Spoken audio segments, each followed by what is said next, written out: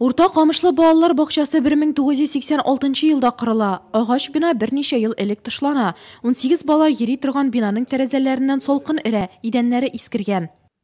Biz инде бик шат бу программаның барлыкка килүенә, бу программаның безнең районда эшләвенә.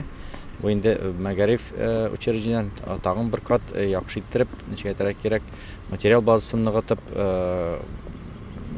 барлык яктан капиталь ремонтлап, яңа уку елына әзерлек өчен бик безнең өчен бик әйбәт. Документларны тәртипкә китерү эше бара, сметаларны төзиләр һәм тикшерәләр. Шуннан соң инде якын арада эшләр башланыр дип көтелә.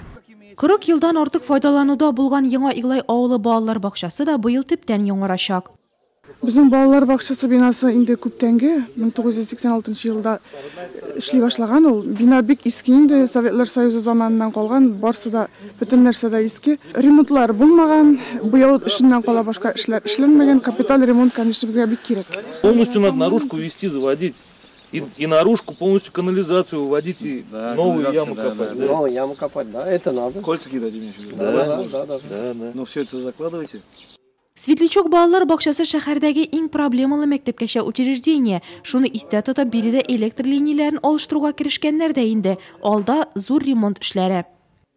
Бик кирәк инде ул безнең балалар бакчасы Светлячок дибез инде. Аның менә ничә кирәк бүгенгә халаты бик таләп итә инде капиталь ремонт ясауын.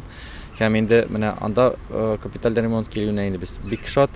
Быелгы капиталь ремонт программасына шәһәрнең 9 һәм 4 мәктәпләре дә кергән. Район башлыгы Равил Кузеров объектларның һәр кайсында булып, беренче чираттагы эш төрләрен билгеләде. Җаваплы затларга күрсәтмәләр бирде.